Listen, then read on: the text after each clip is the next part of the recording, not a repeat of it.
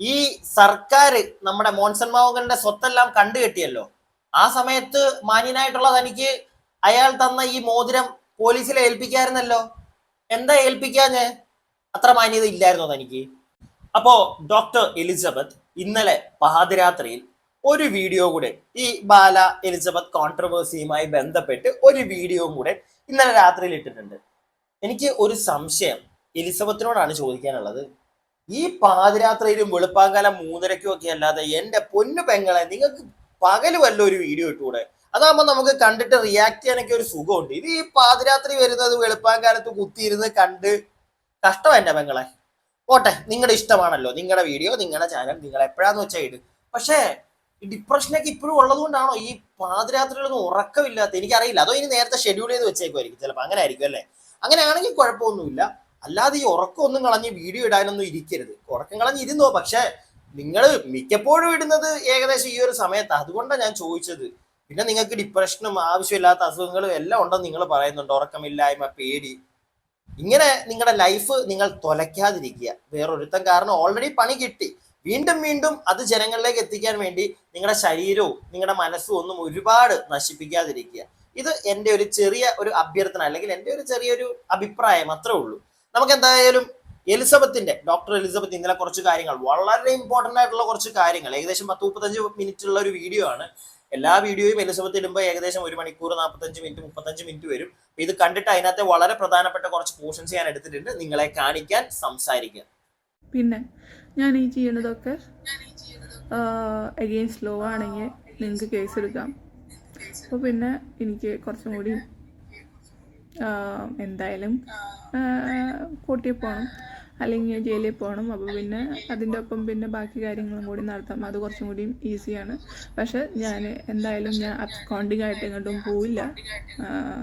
ഏത് രീതിയിലും വിളിച്ചാൽ ഞാൻ പോലീസ് സ്റ്റേഷനിൽ ഹാജരാവും, അല്ലെങ്കിൽ കോർട്ടിൽ ഹാജരാവും. എങ്ങനെയാ വെച്ചാൽ സമൻസ് വീഡിയോ എന്താ വെച്ചാൽ എങ്ങനെയാ വെച്ചാലും ഞാൻ ഹാജരാവും. പിന്നെ 10 കോടിയൊക്കെ കോമ്പൻസേഷനൊക്കെ ചോദിച്ചാൽ എൻ്റെ കയ്യിൽ കൊടുക്കാനില്ല. ഞാൻ ജയിലിൽ പോയിട്ട് എടുക്കും. അതെനിക്ക് കുഴപ്പമില്ല. എനിക്ക് അതിലൊന്നും ഒരു നാണക്കേടില്ല. എത്ര പറഞ്ഞിട്ടും ആർക്കും ഒരു ഇതും ഇല്ലാത്തൊരു സ്ഥലത്ത് ഞാൻ ഈ പറഞ്ഞതൊക്കെ തെറ്റാണെങ്കിൽ എനിക്കൊരു 20 കൊല്ലം ജയിലിൽ കിടന്നാലും എനിക്കൊരു കുഴപ്പമൊന്നുമില്ല. എനിക്ക് ഈ ജീവിച്ച കാലം ജയിലിനെങ്ങാണ്ടും കൂടുതൽ എനിക്ക് തോന്നണ ജയിൽ ബെറ്ററാണെന്നാണ് എനിക്ക് തോന്നണത്. സോ എനിക്ക് ജയിലിൽ കിടക്കാൻ ബുദ്ധിമുട്ട്. ഒരു സ്ത്രീയുടെ വളരെ ദാരുണമായുള്ള ഒരു അവസ്ഥ അല്ലേ. അവര് പറയുന്നുണ്ട്, ഞാൻ എല്ലാം വന്ന് പറയും, ഇനി ഇതിന്റെ പേരിൽ ഒരു കേസ് വന്നാലും, ഇനി മറ്റേ ചേട്ടൻ ചെന്ന് ഒരു ഡിഫമേഷൻ കേസൊക്കെ കൊടുത്താലും എൻ്റെ കയ്യിലില്ല 10 കോടിയൊന്നും കൊടുക്കാൻ. എന്നെ വേണമെങ്കിൽ പിടിച്ച് അകത്തിട്ടോളൂ, ഞാൻ അകത്ത് കിടക്കാം. പുറത്ത് ഞാൻ അനുഭവിക്കേണ്ട മാക്സിമം അനുഭവിച്ചു. ഇനിയും അകത്ത് പോയാൽ എനിക്ക് ഇനി അനുഭവിക്കാൻ കൂടുതലൊന്നും ഇല്ല. അതിൻ്റെ ഇരട്ടി ഞാൻ അനുഭവിച്ചു. പുറത്തേക്കാട്ടിലും നല്ലത് ഞാൻ അകത്ത് പോകുന്നതാണ്. അത് അവരുടെ ഒരു ഇമോഷണലി പറഞ്ഞതാണെങ്കിൽ ഓക്കെ. പക്ഷെ ഒരിക്കലും എലിസബത്ത് ഈ പറഞ്ഞ കാര്യം സീരിയസ് ആയിട്ട് ഒരിക്കലും പറയരുത്. അത് വേറൊന്നും കൊണ്ടല്ല, ഞാൻ പറഞ്ഞല്ലോ, ഞാൻ അതുകൊണ്ടാണ് ഇമോഷണൽ എന്നൊരു വാക്ക് തന്നെ ഉപയോഗിച്ചത്. ഇമോഷണലി നമ്മൾ പറയും, പക്ഷെ സീരിയസ് ആയിട്ട് ഒരിക്കലും നമ്മളത് പറയരുത്. കാരണം നമ്മുടെ പുറത്തുള്ള ഒരു ജീവിതത്തെക്കാട്ടിലും അത് ഇവിടെ പല ആളുകൾക്കും നമ്മൾ ഈ കഴിഞ്ഞ ദിവസങ്ങളായിട്ട് കാണുന്നുണ്ട്. പല കുറ്റകൃത്യങ്ങൾ ചെയ്താലും ഞങ്ങളെ ഒന്നും ചെയ്യത്തില്ല, അകത്ത് പോയി കുറച്ച് ദിവസം കഴിയുമ്പോൾ വരും. അതാണ് ഇപ്പോഴത്തെ നമ്മുടെ നാട്ടിലെ ആളുകളുടെ ഒരു മെന്റാലിറ്റി. പേടിയില്ല. ഇപ്പൊ എലിസബത്ത് ഇത് പറയുമ്പോഴും കുറെ ആളുകൾ അങ്ങനെ ചിലപ്പം എടുക്കും. കാരണം അകത്ത് പോകുന്നതായിരിക്കും നല്ലത്. എന്തിനാണ് പുറത്ത്? അകത്ത് പോയി കഴിഞ്ഞാൽ സർക്കാരിന്റെ ചെലവിൽ 3 നേരം പുട്ടടിച്ച് അങ്ങനെയൊക്കെ ചിന്തിക്കുന്ന ആളുകൾ ഉണ്ട് ഇവിടെ. അതുകൊണ്ടാണ് ഞാൻ അതൊന്ന് എടുത്തു പറയുന്നത്. ഒരിക്കലും എലിസബത്ത് എന്ന് പറയുന്ന വ്യക്തി ഇനി ഇങ്ങനെ പറയരുത്, അകത്ത് പോയി കിടക്കുന്നതായിരിക്കാം നല്ലത്, അല്ലെങ്കിൽ ഞാൻ എല്ലാം തുറന്നു പറഞ്ഞ് എൻ്റെ പേരിൽ അകത്ത് പോകാനായിട്ട് ഞാൻ റെഡിയാണ്, കാശില്ല കൊടുക്കാൻ, ഞാൻ അകത്ത് പോയി കിടക്കാം, അതാണ് നല്ലത്. ഒരിക്കലും അതാണ് നല്ലത് എന്ന് എലിസബത്ത് ഇനി പറയരുത്. അത് അത്ര നല്ല കാര്യമല്ല ജയിലിനകത്ത് പോയി കിടക്കുന്നത്. അതിന് ഓരോരുത്തരും അതിൻ്റെതായിട്ടുള്ള ബുദ്ധിമുട്ടുകളുണ്ട്. ഇത്രയും നാളും നമ്മൾ പുറത്തൊരു ലോകത്ത് ജീവിച്ചിട്ട്, ഇപ്പം ബാല എന്ന് പറയുന്ന ഒരു വ്യക്തികളോട് നിന്നിട്ട് നിങ്ങൾ ഒരുപാട് സഹിച്ചിട്ടുണ്ട്. പക്ഷെ അതെല്ലാം കഴിഞ്ഞ് നിങ്ങൾ ഇട്ടെറിഞ്ഞ് നിങ്ങൾക്ക് നിങ്ങളുടെ വീട്ടിൽ പോകാൻ പറ്റി. ഇപ്പൊ നിങ്ങൾ കുറച്ചും കൂടെ ഹാപ്പി, കുറച്ചെങ്കിലും നിങ്ങൾ ഹാപ്പിയാണ്. ഒരു ഫ്രീഡം ഉണ്ട് നിങ്ങൾക്ക്, അറ്റ്ലീസ്റ്റ് ഒരു ഫ്രീഡം ഉണ്ട് നിങ്ങൾക്ക് സ്വന്തമായിട്ട് പഠിക്കാൻ പോകാൻ പറ്റുന്നുണ്ട്. പക്ഷെ ഈ ജയിലിലേക്ക് പോയി കഴിഞ്ഞാൽ ഇങ്ങനെയുള്ള പരിപാടികളൊന്നും നടക്കത്തില്ല. സോ ഇമോഷണലി പറയുന്നത് ഓക്കെ, ഒരിക്കലും മനസ്സിൽ തട്ടി ലൈക്ക് അങ്ങനെ നടന്നാൽ കുഴപ്പമില്ല എന്ന് സ്വന്തമായിട്ട് ഏറ്റുകൊണ്ട് പറയരുത്. അത് വളരെ നെഗറ്റീവായിട്ട് തന്നെ നമ്മുടെ സമൂഹത്തെ ബാധിക്കും. കാരണം ഒരുപാട് ആളുകൾ ഞാൻ നേരത്തെ പറഞ്ഞ പോലെ ഇവിടെ നോക്കിയിരിപ്പുണ്ട്, ചാടിയകത്തോട്ട് പോകാൻ എന്തെങ്കിലും കുറ്റകൃത്യങ്ങളൊക്കെ ചെയ്തിട്ട്. കാരണം ഇവിടുത്തെ നിയമം ഒന്നും ചെയ്യത്തില്ല എന്നുള്ളൊരു ഒരു സന്തോഷത്തിൽ. സോ അതിനൊരു ചെറിയൊരു കൂട്ടായിട്ട് അല്ലെങ്കിൽ ഒരു മുതൽ താങ്ങായിട്ട് നിങ്ങൾ ഇങ്ങനെയുള്ള വാക്കുകൾ ഉപയോഗിക്കാതിരിക്കുക. ബാക്കി ഇല്ല. പിന്നെ ഞാനതിൽ ഞാൻ ഇത് സ്നേഹിച്ചിട്ട് കിട്ടിയതാണ്. അതുപോലെ തന്നെ എനിക്കറിയേണ്ട കാര്യം, ഈ 250 കോടി ഉണ്ടോ? ഇങ്ങനെ ആൾക്കാരനെ വീഡിയോകളിൽ വന്നിട്ട് എപ്പോഴും ഇങ്ങനെ പറയുന്നുണ്ടല്ലോ, എനിക്ക് ഇത്ര കോടിയുണ്ട് ഇത്ര കോടിയുണ്ട് എന്ന് പറയുന്ന സംഭവങ്ങൾ. അത് ശരിക്കും ആൾക്കാരനെ പറ്റിക്കണമാണോ? ആക്ച്വലി ഇന്നെ കല്യാണം കഴിച്ചു എന്ന് പറഞ്ഞിട്ട് വൈഫാണ് എന്ന് പറഞ്ഞിട്ട് കൊണ്ടുനടന്നു. ഓക്കെ, ഇന്നെ പറ്റിച്ചത് ഓക്കെ, നാട്ടുകാരനെ അത് പറ്റിച്ചു അങ്ങനെയൊക്കെ പറഞ്ഞിട്ട് അതിൽ വേറെ എന്തെങ്കിലും ഉദ്ദേശമുണ്ടോ? അയാള് ഈ 250 കോടി എന്ന് പറഞ്ഞ് ജനങ്ങളെ പറ്റിക്കുകയാണെങ്കിൽ തന്നെ എലിസബത്ത്, വി ഡോണ്ട് കെയർ. ജനങ്ങൾക്ക് അത് അത് അത് നോക്കേണ്ട കാര്യമില്ല. ആകെ നമുക്ക് അറിയേണ്ട ഒരു കാര്യം, നിങ്ങളെ ഉപദ്രവിച്ചിട്ടുണ്ടെങ്കിൽ അതിന്റെ പേരിൽ അയാൾ ശിക്ഷിക്കപ്പെടണം. അല്ലാതെ ഈ കാശിന്റെ പേരിലും മണി പവറിന്റെയും മസിൽ പവറിന്റെയും പേരിൽ അവൻ രക്ഷപ്പെട്ടു പോകരുത്. അത് മാത്രമേ ഉള്ളൂ. നമുക്ക് ആർക്കും അറിയണ്ട അവൻ 250 രൂപയുടെ 250 കോടിയുടെ തൊത്തുണ്ടോന്നൊന്നും ഇവിടെ ആർക്കും അറിയണ്ട. കേരളം ഒരു മലയാളിക്കും അവന്റെ 250 കുത്തിയുടെ ആവശ്യമില്ല. മനസ്സിലായില്ലേ? 250 ഇരുന്ന് നമുക്ക് കുത്തിക്കൊണ്ടിരുന്നോട്ടെ, അത്ര മതി. നമുക്ക് അത് അറിയേണ്ട കാര്യമില്ല. എലിസബത്ത് പിന്നെ എന്തിനാണ് അത് ഉണ്ടോ ഇല്ലയോ എന്ന് അറിയാൻ ശ്രമിക്കുന്നത്? അതെന്താണ്? അതിന്റെ ആവശ്യമില്ല. Just leave that. നിങ്ങളും അത് അറിയേണ്ട കാര്യമില്ല. അവൻ പറ്റിക്കുകയാണെങ്കിൽ അവൻ എന്ത് തേങ്ങ വേണമെങ്കിലും കാണിച്ചോട്ടെ. We don't care about that. അവന്റെ ആ ഒരു രീതിയിലേക്ക് ഇവിടെ മലയാളികൾ ആരും മൈൻഡ് ചെയ്യുന്നില്ല. ഇപ്പം അവൻ വൈക്കത്ത് നിന്ന് വൈക്കംകാർക്ക് എന്തെങ്കിലുമൊക്കെ ചെയ്തു കൊടുക്കുന്നുണ്ടെങ്കിലും അവരത് മേടിക്കാൻ പോവാ, അല്ലാതെ ഇവനെ എടുത്ത് തലക്കേറ്റി വെക്കണ്ട. അത്രേ ഞാൻ പറഞ്ഞുള്ളൂ. ഇവനെ സ്വന്തമായിട്ട് വെളുപ്പിക്കാനും നാട്ടുകാരടക്കി ഒരു നല്ല മോൻ ചമയാൻ വേണ്ടിയിട്ടും ആയിരിക്കും ചിലപ്പോൾ ഈ പരിപാടിയൊക്കെ ചെയ്യുന്നത്. അത് നമ്മളങ്ങോട്ട് ഏതോ ഒരു പാണ്ടി ഇവിടെ വന്ന് കുറെ കുണകുണ കാണിച്ചിട്ട് പോകുന്നു, അത്ര ആ ഒരു സെൻസിൽ നമുക്ക് എടുക്കാൻ പറ്റണം. അല്ലാതെ ഇവരെ ആരും എടുത്ത് പൊക്കി വെക്കരുത്. ഇവിടുത്തെ ഓൺലൈൻ മീഡിയക്കാരോടും കൂടെയാണ്. ഇവൻ കാശ് വരുന്നുണ്ടെങ്കിൽ മേടിക്കുക, കുറച്ച് വീഡിയോ എടുത്തിടുക, പോവുക. അല്ലാതെ കൂടുതലായിട്ട് ഇവനെ എടുത്താരും തല വെക്കരുത്. പിന്നെ ഇവൻ വന്നിപ്പോൾ ഓൺലൈൻ മീഡിയയിലാണെങ്കിലും ശരി, ന്യൂസ് ചാനൽസിലാണെങ്കിലും എവിടെയാണെങ്കിലും വന്നിരുന്ന് പറയുന്നത് ഇവന്റെ 250 കോടിയുടെ തൊത്തടിച്ചു മാറ്റാൻ വേണ്ടി വരുന്ന ഗെയിം. അത്രേ ഉള്ളൂ. ഇവൻ ഉപദ്രവിച്ചിട്ടുണ്ടോ, നീ എലിസബത്തിനെ ഉപദ്രവിച്ചിട്ടുണ്ടോ എന്ന് ചോദിച്ചാൽ പോലും എന്റെ 250 കോടി അടിക്കാൻ വേണ്ടി അവർ ഉണ്ടാക്കുന്ന കള്ളത്തരം എന്നേ ഇവൻ പറയത്തുള്ളൂ. നിങ്ങൾ ശ്രദ്ധിച്ചാൽ മതി, ഇവൻ അങ്ങനെ പറയാറുള്ളൂ. ഉപദ്രവിച്ചോ ഇല്ലയോ ഈ ഒരു ചോദ്യം ചോദിച്ചാലും ഉത്തരം എന്തായിരിക്കണം? ഉപദ്രവിച്ചിട്ടുണ്ടെങ്കിൽ ഉപദ്രവിച്ചു, ഇല്ലെങ്കിൽ ഇല്ല. ഇത് പറയേണ്ടോടത്ത് ഇവൻ അത് പറയത്തില്ല. ഇവൻ അപ്പോഴും 250 കോടിയുടെ തൊത്ത് ഇതും പൊക്കി പിടിച്ചോണ്ടാണ് ഇവൻ വരുന്നത്.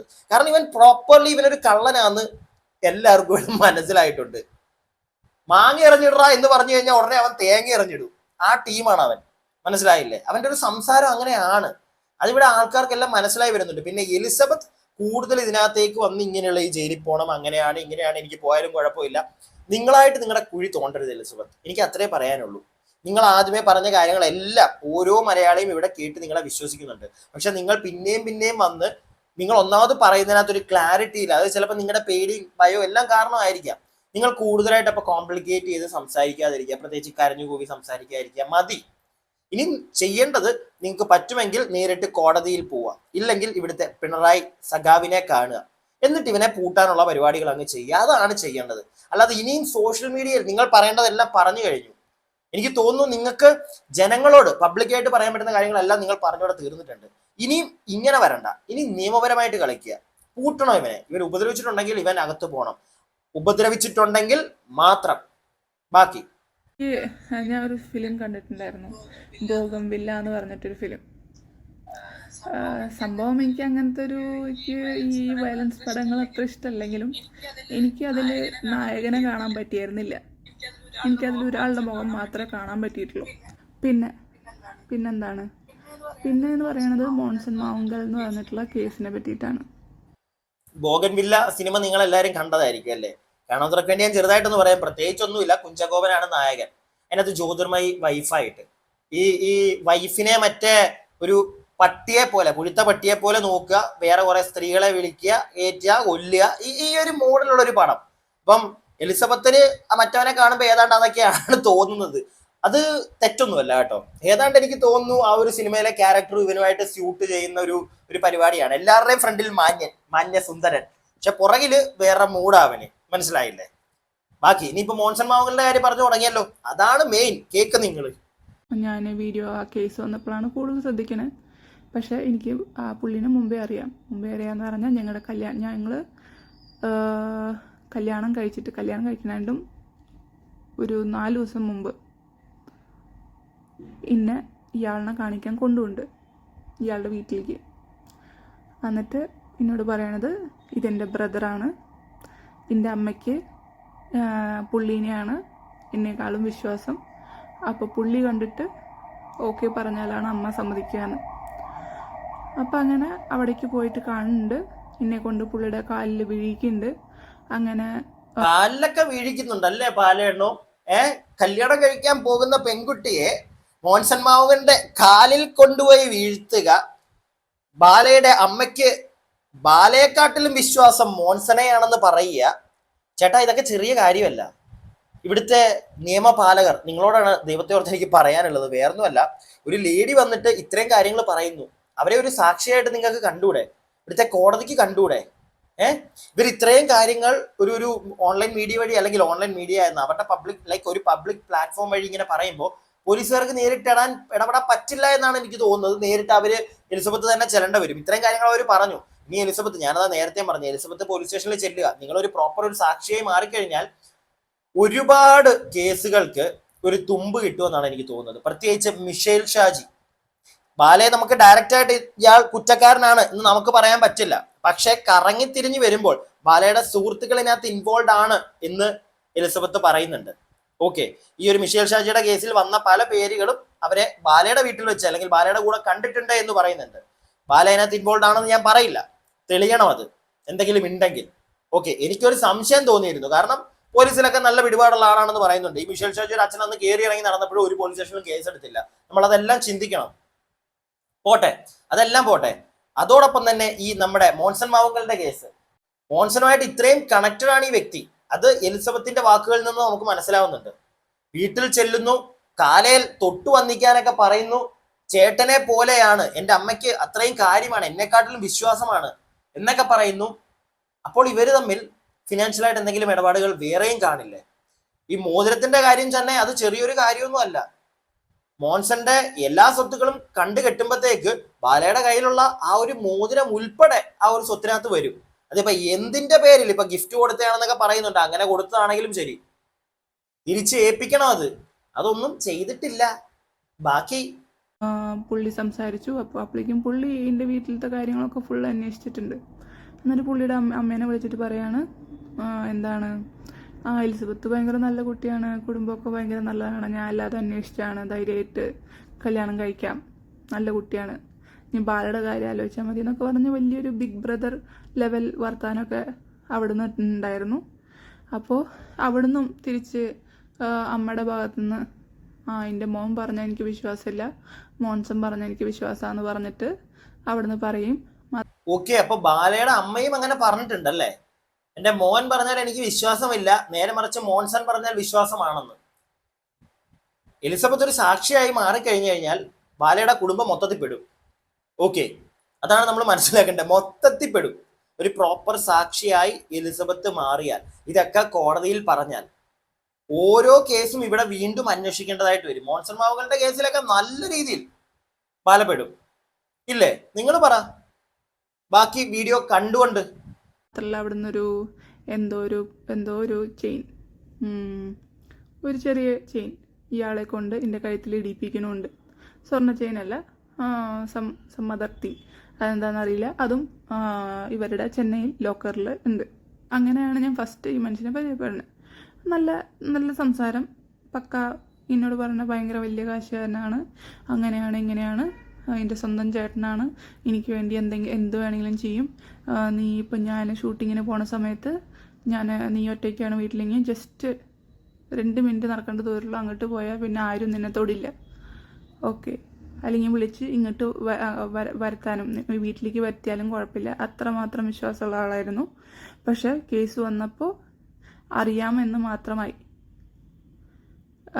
ബ്രദറായിരുന്നു. അതുപോലെ തന്നെ പുള്ളിക്കൊരു മോതിരം ഇയാൾ ഇട്ട് കൊടുക്കണ ഒരു വീഡിയോ, അത് ഞാൻ പിന്നെയാണ് ശ്രദ്ധിക്കണം. ഈ കേസ് വന്നു കഴിഞ്ഞ് കുറച്ച് കഴിഞ്ഞിട്ടാണ് ഞാൻ ഈ ശ്രദ്ധിക്കണത്. കാരണം ആ മോതിരത്തിൻ്റെ പേരിൽ പല തവണയും കുഴപ്പമുണ്ടായിട്ടുണ്ട്. കാരണം ആ മോതിരത്തിന് 1 കോടി രൂപ വിലയുണ്ട് എന്നാണ് പുള്ളി പറയണത്. പുള്ളിയുടെ മോതിരമാണ് എന്നാണ് പറയണത്. 1 കോടി രൂപ വിലയുണ്ട്, എന്തോ അതിൻ്റെ ഒരു ഹിസ്റ്ററി പറഞ്ഞു, അതെനിക്ക് ഓർമ്മയില്ല. മോതിരത്തിന്റെ കേസൊക്കെ കേട്ടല്ലോ നിങ്ങൾ എലിസബത്ത് പറയുന്നത്. വളരെ മാന്യനായിട്ടുള്ള ബാലച്ചേട്ടാ, താങ്കൾക്ക് അറിഞ്ഞൂടെ ഇവിടെ മോൻസൺ മാവുങ്കലിന്റെ സ്വത്തുക്കളൊക്കെ കണ്ടുകെട്ടിയത്? അപ്പോ ഇയാൾ ഈ തന്നതും അയാളുടെ സ്വത്തിനകത്ത് പെടത്തില്ലേ? അപ്പൊ അത് നിങ്ങൾക്ക് പോലീസിലോ കോടതിയിലോ സമർപ്പിക്കാമായിരുന്നല്ലോ. എന്താ ചെയ്യാഞ്ഞത്? അതുപോലെ തന്നെ എലിസബത്ത് പറയുന്ന ഒരു കാര്യം, പോലീസുകാർ ചോദിച്ചപ്പോഴത്തേക്ക് മോൻസനെ ഒന്നും എനിക്ക് വലുതായിട്ട് അറിയത്തില്ല, എന്റെ അയൽക്കാരന് അത്രേ ഉള്ളൂ. ഞാൻ ആദ്യമേ ഒരു വീഡിയോ ക്ലിപ്പ് കാണിച്ചില്ലേ, ആ ന്യൂസ് ചാനലിലൊക്കെ അണ്ണൻ എന്ന് പറയുന്നതാ, ഞങ്ങൾ അയൽക്കാർ അത്രേ ഉള്ളൂ. എന്നാൽ ഇവിടെ എലിസബത്ത് പറയുന്നത് സ്വന്തം ചേട്ടനെ പോലെയാണ് എന്ന് പലതവണ ഈ എലിസബത്തിനോടൊക്കെ ഈ ബാല പറഞ്ഞിട്ടുണ്ട് എന്നാണ്. അപ്പം അന്വേഷിക്കണ്ടേ ഒന്നുകൂടെ ഈ കാര്യങ്ങളൊക്കെ? എലിസബത്തിനെ ഉപദ്രവിച്ചതിന് മാത്രമല്ല, പല ക്രിമിനൽസുമായിട്ട് ഇദ്ദേഹം കണക്റ്റഡ് ആണെന്ന് ഇവിടെ തെളിഞ്ഞുകൊണ്ടിരിക്കുക, അല്ലെങ്കിൽ അതിന് സാക്ഷി പറഞ്ഞുകൊണ്ടിരിക്കുക എലിസബത്ത്. എനിക്കറിയാൻ പാടില്ല, പ്രോപ്പർ ആയിട്ടുള്ള ഒരു കേസ് വന്നാൽ ബാല കുടുങ്ങും, ഇനി മറ്റേ കോംപ്രമൈസ് പരിപാടികൾ ചെയ്തില്ലെങ്കിൽ. കാര്യങ്ങൾ നിങ്ങൾക്ക് ഏകദേശം മനസ്സിലായല്ലോ, ഇത് എവിടെയാ ചെന്ന് എത്തുന്നതെന്ന്. അഭിപ്രായങ്ങൾ താഴെ കമന്റ് ബോക്സിൽ പറയുക. വീഡിയോ ഇഷ്ടപ്പെട്ടാൽ ലൈക്ക് ചെയ്യുക, സബ്സ്ക്രൈബ് ചെയ്യാതെ കാണുന്നവർ സബ്സ്ക്രൈബ് ഒക്കെ അങ്ങോട്ട് ചെയ്യുക.